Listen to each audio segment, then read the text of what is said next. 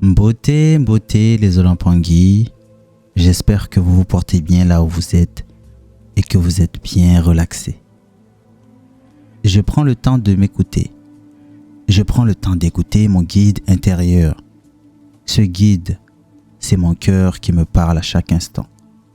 Avant de prendre une décision, je le consulte, car il est là pour ça, m'aider à faire les choix qui respectent mes vrais besoins. Il détient la vérité que je cherche, une vérité profonde, ancrée dans la distinction subtile entre le vrai et le faux.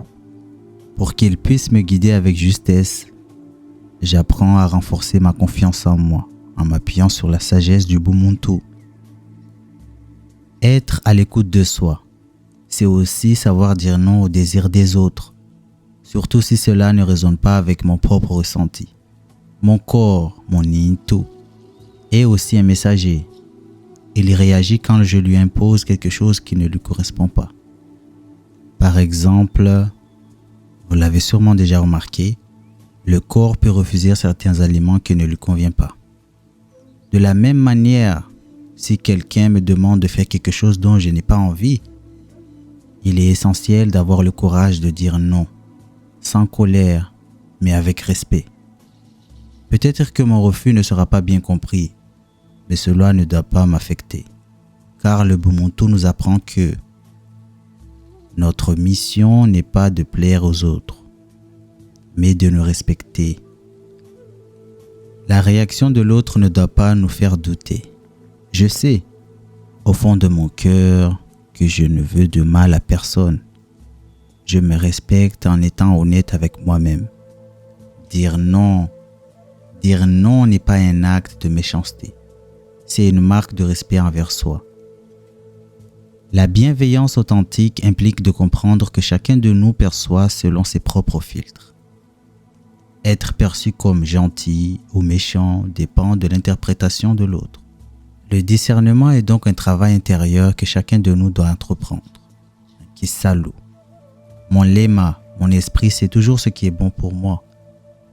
En me connectant à lui avant chaque décision, je m'aligne avec ce qui est juste pour moi. Peut-être que vous avez déjà ressenti, par exemple en rencontrant une personne, une sorte de ressenti immédiat, comme si votre énergie percevait la sienne. C'est votre esprit intérieur qui vous parle, vous signalant quelque chose d'important. Prêtez attention, les réponses sont en nous, les Pangui. Tout ce que nous cherchons est déjà là, à l'intérieur. Vivre une vie qui répond aux attentes des autres, c'est abandonner sa propre réalité et ce qui n'est pas en soi une bienveillance véritable.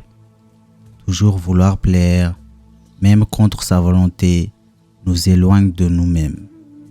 Cela nous invite à explorer notre ego et son fonctionnement. Car chacun de nous a une relation unique avec son ego. L'ego cherche souvent à contrôler, à être reconnu. Il nous pousse parfois à nous éloigner de notre propre vérité. Voilà pourquoi il est essentiel d'écouter cette voix douce que notre lema nous murmure. Nous avons le choix de vivre pleinement notre mission ici et maintenant ou de repousser notre vérité à une prochaine vie, à une prochaine réincarnation. Toutefois, le moment de cette réincarnation n'est pas garanti et l'attente peut durer bien plus longtemps que prévu. Comme une roulette, choisir de remettre à plus tard est un pari incertain. Mais comme nous l'enseigne la tradition Kimutu, il n'y a ni bon ni mauvais choix. Nous sommes les maîtres de nos décisions et nous devons assumer les conséquences.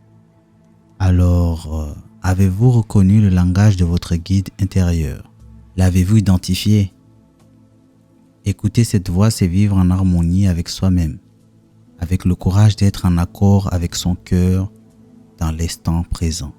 Beaucoup de Zola à vous, c'était Ngayara.